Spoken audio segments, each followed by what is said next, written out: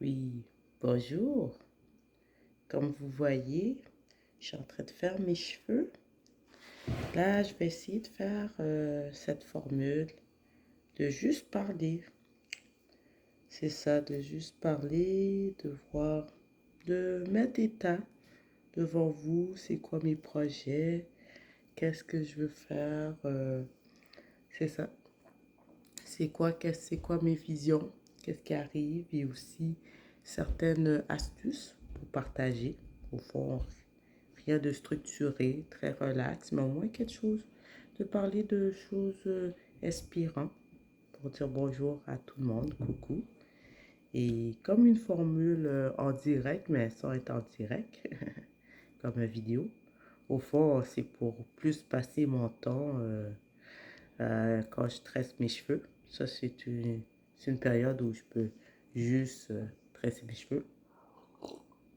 Je peux rien faire, je peux pas faire deux, trois choses à la fois parce que je fais mes cheveux, à moins que, c'est ça, à moins c'est vous parler.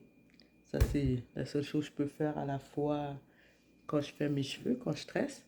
Là, il faut dire si une fois par semaine, je fais mon wash day, comme ma routine capillaire pour moi, surtout pour les cheveux naturels. Frisé serré, je dirais pas le terme crépus parce que c'est très péjoratif. Selon le cheveutologue, cheveux crépus, c'est comme crêper le chignon, c'est très péjoratif.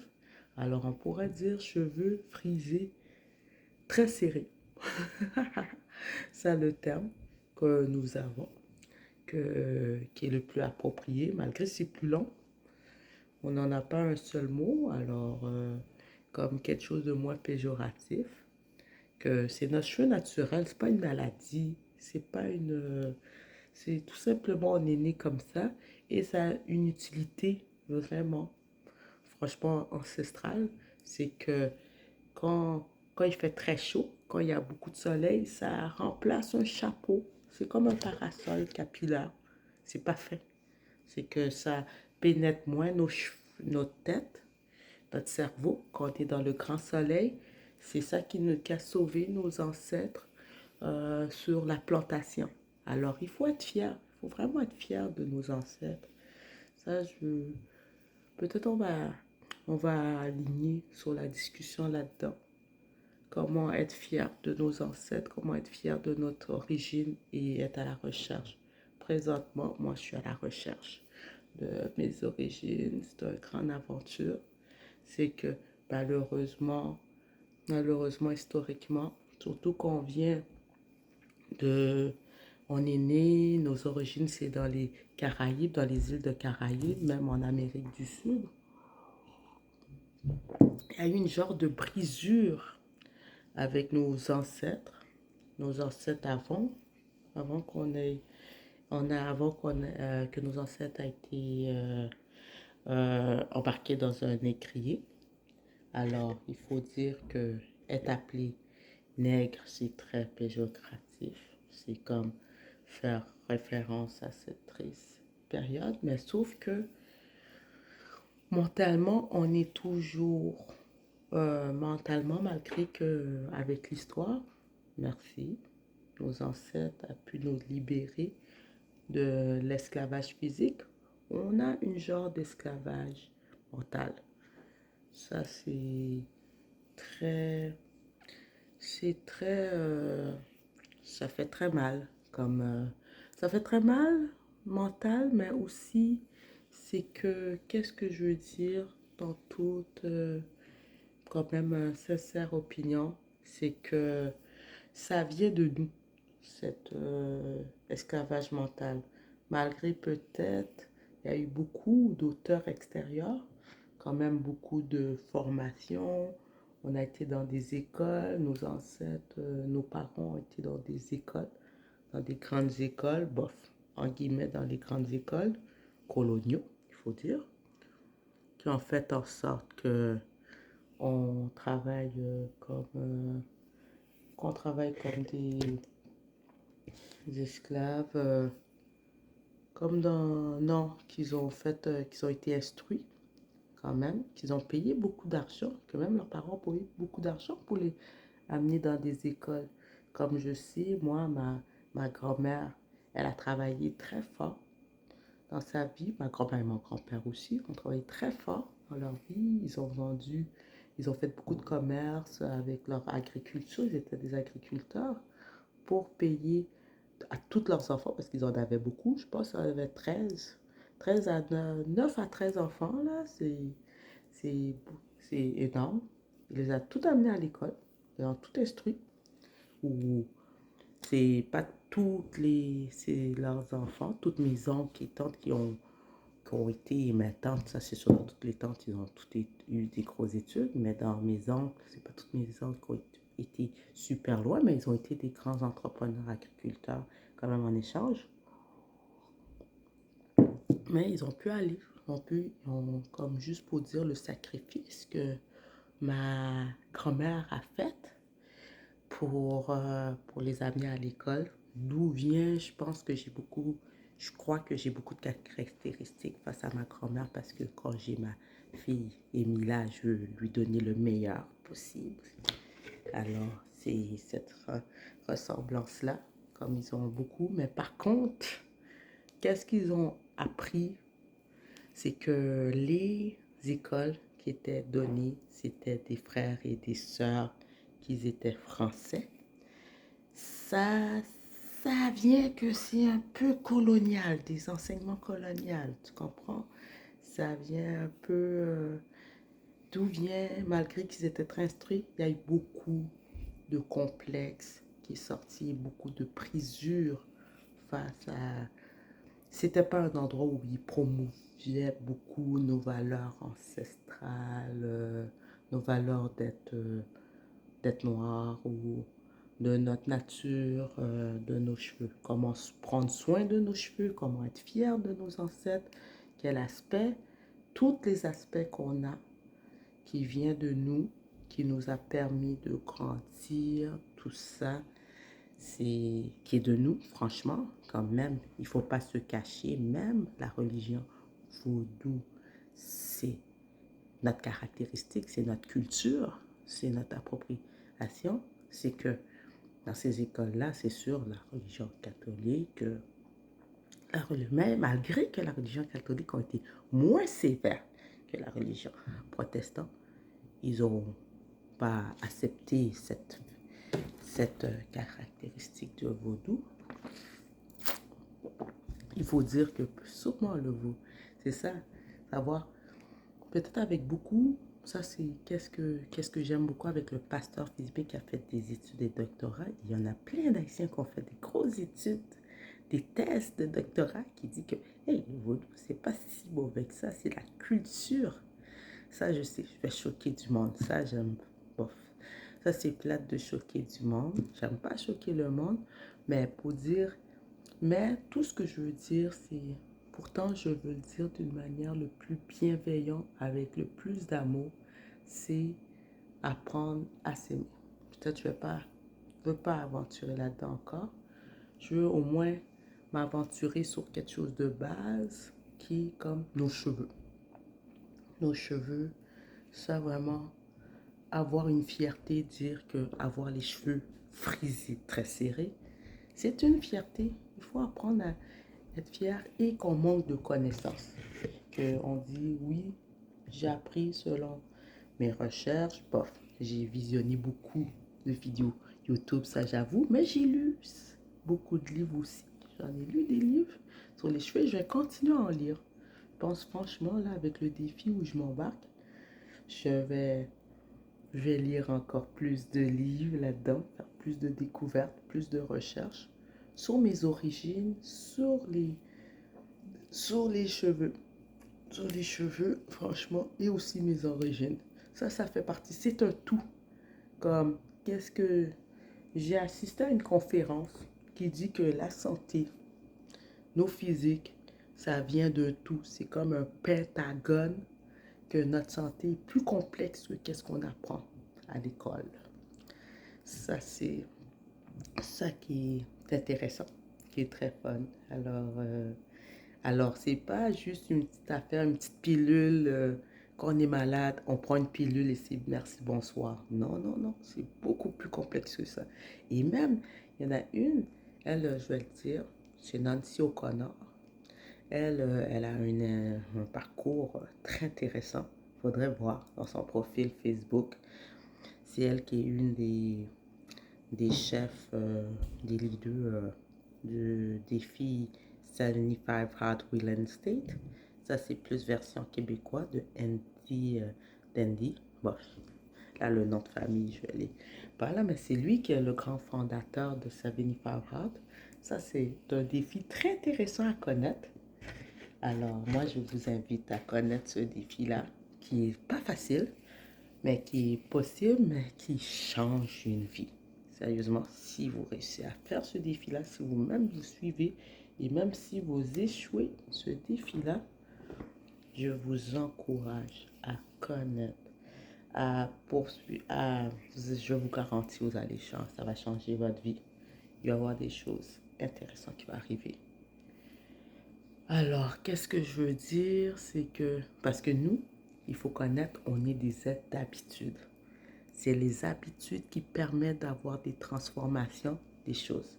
C'est pas en faisant un geste et arrêter, c'est les habitudes. Comme même pour nos cheveux, pour les cheveux, surtout pour nous, il faut faire des routines. C'est pas le produit qui est le plus important, c'est les routines. C'est connaître c'est quoi les routines et les suivre. Les suivre. Ça, c'est la partie la plus importante, c'est suivre la routine. Si vous ne suivez pas la routine, par manque de temps, par paresse aussi, moi ça m'arrive là, par paresse, c'est que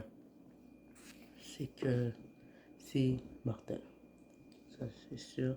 C'est que les résultats n'arrivent pas. Comme même pour les cheveux de ma fille, surtout pour mes cheveux de ma fille, j'ai une rigueur. Je respecte mes routines. Sauf que c'est pas difficile. Mes rigueurs, mes routines, je le fais une fois par semaine. Je ne le fais pas à chaque jour, c'est une fois par semaine. C'est aussi simple que ça. Tout le reste de la semaine, je ne touche pas aux cheveux de ma fille. Je le laisse reposer. Ça, c'est très, très important. Il faut laisser reposer les cheveux pendant au moins une semaine. Il y en a qui le font une fois par 2 semaines. Il y en a, ça, je ne recommande vraiment pas. Ils le font une fois par mois. Ça, c'est quelque chose que je recommande le moins possible. Il y en a qui le font avec les tresses. Ils font peut-être une fois par 2 semaines. C'est encore moins, c'est mortel. Plus vous l'évitez de toucher vos cheveux, plus vous risquez d'abîmer vos cheveux. Moi, je dis que c'est un risque. Ça se peut. Moi, je dis que le reste, nos cheveux sont tous différents. Il y en a des cheveux qui sont plus résistants que d'autres. Moi, je dis que c'est les cheveux. Les cheveux, au fond, c'est la résistance que nous avons face aux agressions que nous avons. C'est ça. Les gens disent, ah, les cheveux sont bons, les cheveux des Asiatiques sont les meilleurs, les cheveux des Indiens sont les meilleurs. C'est juste que leurs cheveux sont très résistants. Malgré que les cheveux des Indiens sont moins forts que les cheveux des, des Asiatiques. Les Asiatiques ont les cheveux les plus forts. Mais eux autres, c'est la résistance face aux agressions. Et ça, je vais essayer de citer. Je ne vais pas dire, parce que attendez, c'est une discussion non structurée. Des agressions. Moi, je dis que les agressions, c'est qui sont les moins élevées, mais il y en a que c'est moins élevé, moins fort. C'est sûr, c'est la pollution, l'air. Ça, c'est des agressions moins très élevées. La manipulation des cheveux, ça aussi, c'est des agressions qui sont pas très, très élevées. C'est pas ça qui fait briser très les cheveux. Mais les shampoings, c'est extrêmement agressif. Tous les produits qui vendent au magasin sont dans les magasins à bon marché là, ou très populaires, comme dans les pharmacies, c'est killer. Supermarché, c'est produits qui sont très populaires, qui sont vendus facilement dans les supermarchés et qui sont pas chers. Moins ça coûte cher, plus c'est agressif. Ils sont extrêmement agressifs. Si vous voyez, si vous allez dans la liste des ingrédients, vous allez voir que c'est des produits extrêmement agressifs. Et aussi les shampoings aussi. Moi, je suis contre les shampoings qui se vendent avec toutes les recherches, toutes les études, j'ai appris que les shampoings sont très, très, très nocifs. Et j'ai vu dans les cheveux de ma fille comment elle évolue très bien. Et aussi, les perruques, m'excuse-moi, les perruques sont très dommageables. Peut-être pas au point de vue immédiat dans les cheveux, mais pour question d'estime de soi, pour question psychologique, cognitive, c'est extrêmement dommageable de porter des perruques 365 jours par année ou même plus qu'une saison. Moi, je dis que porter des perruques, je dis maximum, qu'est-ce qui est recommandable, c'est pas dépasser une saison, pas dépasser une période, une saison. Si par exemple, on est militaire, il faut aller dans les missions qui sont extrêmement élevées, c'est bon. Moi, je dis porter des rallonges ou des perruques, c'est pas mauvais parce que quand on n'a pas le temps, on n'a pas le temps. Mais ou bien une saison, des fois, il y en a beaucoup qui le font en hiver. Ça, c'est vrai que c'est pas évident. Mais par contre, il faut être très formé pour les soins qu'il faut donner en hiver ou en été, une saison.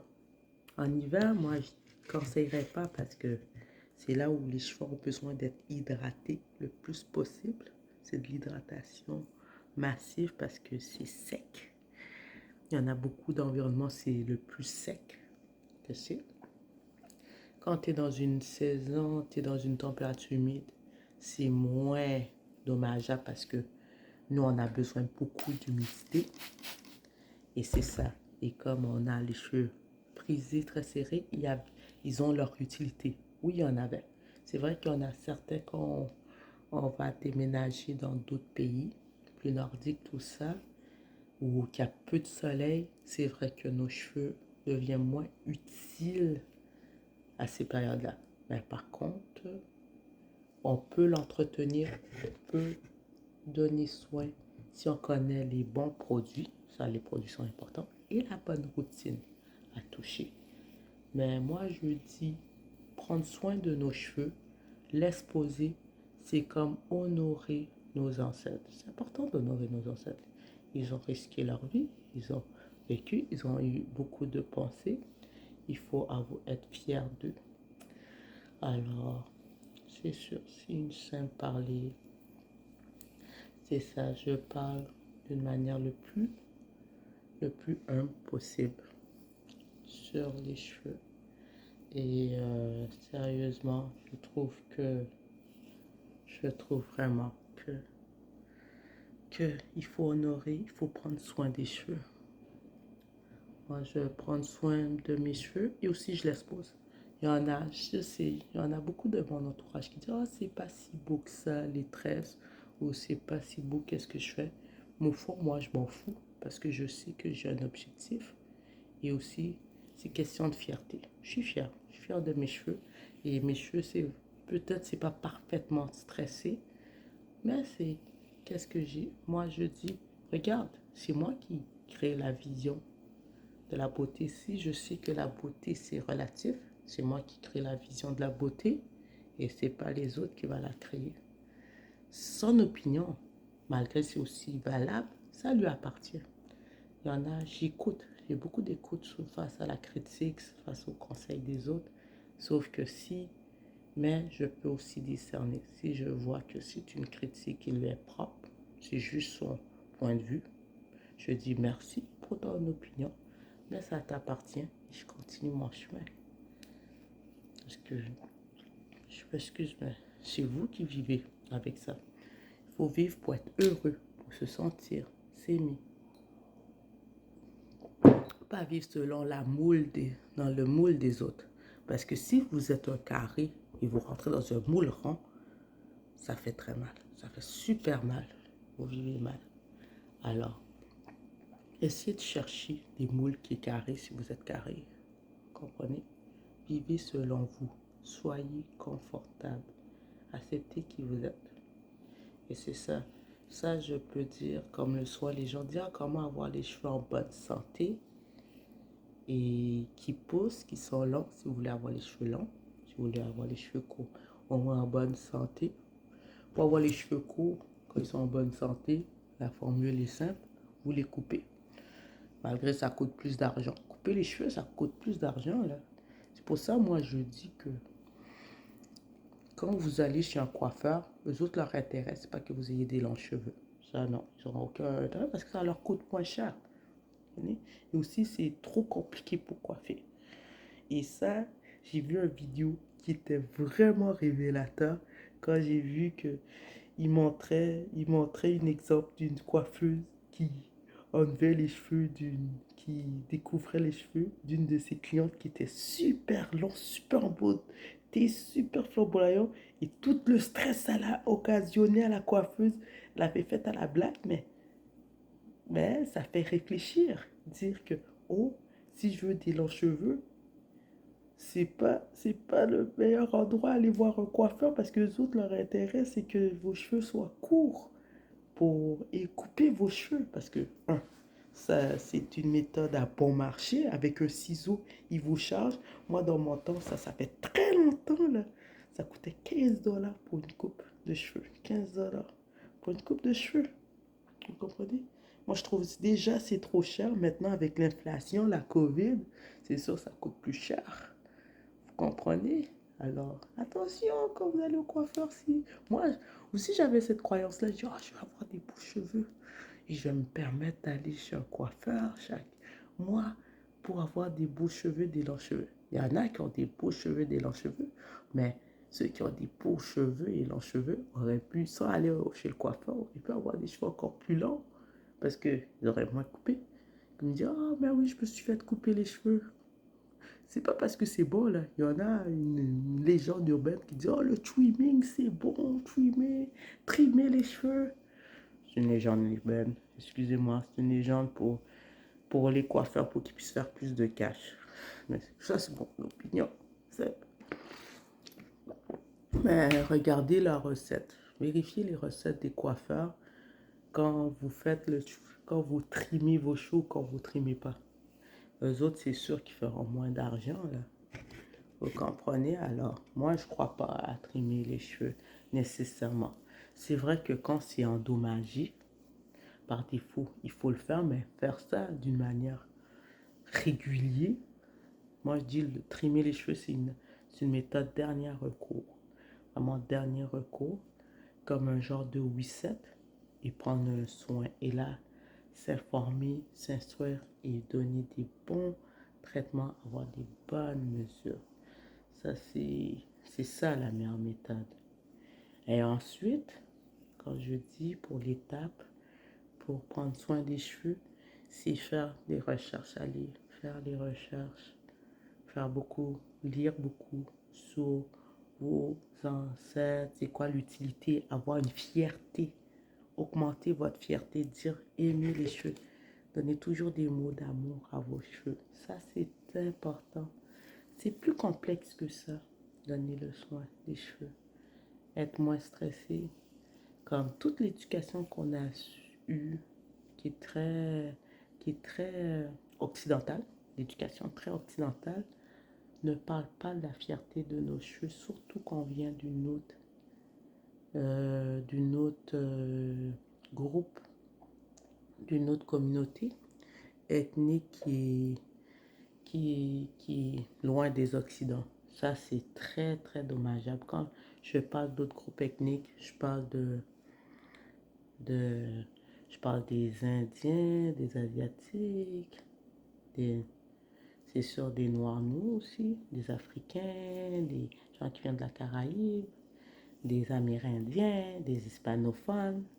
Vous savez, les hispanophones, c'est les Amérindiens du Sud, des natifs du Sud, mais qui sont hispanophones. Eux autres aussi, on les a beaucoup endommagés, énormément plus que nous les Noirs. Alors, ça c'est très triste pour eux. Oh non, ça, ils ont... Les conquistadors, ou j'ai oublié les termes là. Tellement ils ont été terribles, j'ai oublié leurs termes. Ils ont été très méchants envers eux, beaucoup endommagés. Alors, mais en tout cas, la gang de Christophe Colomb, il ne faut pas cacher les mots, la gang de Christophe Colomb, Ils ont été très... Oh, ils ont été très méchants envers eux, ça il faut avouer. Alors, euh, alors, comme je dis, eux autres, il faut, quand on a eu des éducations occidentaux, ils n'ont pas appris à avoir une grande fierté sur nos cheveux.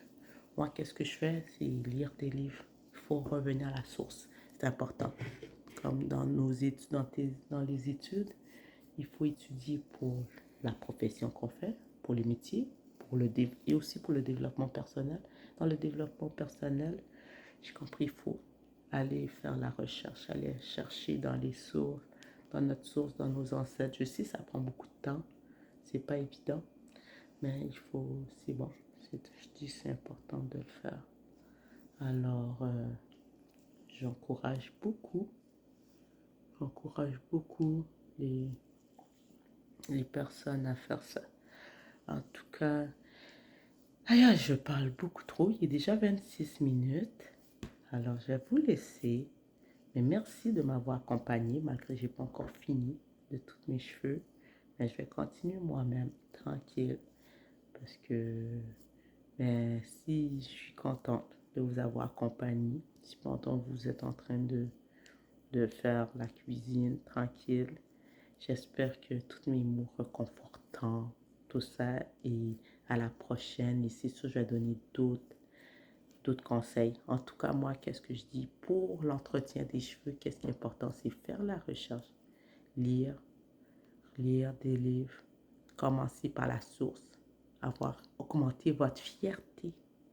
C'est très important, votre fierté, d'avoir les cheveux comme ça. Évitez les rallonges et les extensions, en tout cas pour les premiers jours, quand vous êtes pour les premières périodes. Si vous êtes obligé d'en porter, si vous portez, c'est de faire, de faire, de faire pas dépasser une saison. Au moins que les gens puissent voir aussi vos cheveux naturels. Pas toujours les cacher. Parce que, au point de vue cognitif, estime de soi, confiance de soi, c'est extrêmement dommageable. Ces instruments sont extrêmement dommageables. Et aussi, connaître les produits. Parce que les produits qu'on vend, surtout dans les magasins, même les magasins pour noirs, sont extrêmement dommageables pour nos cheveux. Là, on dit, mais pourquoi nos cheveux est toujours à ce niveau-là? Pourquoi c'est toujours au niveau de l'épaule? Pourquoi c'est toujours au niveau du cou? C'est tous les produits qu'on met, toute l'éducation qu'on a reçue, la perception qu'on a sur nos cheveux, l'amour qu'on a sur nos cheveux. Si chaque matin vous ne levez pas, vous ne dites pas que vous adorez vos cheveux, vous êtes fier de vos cheveux, c'est pas facile, c'est très difficile. Et aussi la génétique joue énormément. Mais par contre, avoir une bonne génétique et avoir zéro soin des cheveux, à la longue, c'est sûr que ça marche pas. Ça marche pas beaucoup. Il y en a qui réussissent. Il y en a qui sont extrêmement forts, qui ont des cheveux super forts, qui ont une bonne génétique, qui sont très résistants. Comme quand vous voyez, les Asiatiques ont des cheveux extrêmement résistants face à l'agression. C'est le niveau de résistance que vous avez face à l'agression. Et je peux vous dire que c'est pas évident. Je peux vous dire, tandis que les cheveux, nous, les cheveux dans notre communauté, on a les cheveux plus sensibles face aux agressions, surtout aux produits qui sont pas conçus pour nous. Alors, je généralise, c'est vrai, je généralise, je m'en excuse, parce qu'il faut dire que dans notre communauté, on a eu beaucoup de mélanges. Et moi, je dis avec humble commentaire, c'est que, au fond, la race, moi, je parle pas de race, je parle de groupe, parce que nous venons, et ça, c'est Franck Nicolas qui dit, nous venons de la même race. Il y a une seule race, c'est la race humaine. On est toutes semblables, et c'est vrai, parce que avec certains mélanges qu'on a eus, on a pu hériter certaines résistances de notre groupe ethnique. Comme moi personnellement, j'ai des petits points dans mon visage. Ça veut juste dire que dans mes ancêtres, j'ai eu des roux ou d'autres personnes qui avaient des picots et qui a fait en sorte que ça ressorte. On est de la même race. Alors, à très bientôt. Bye.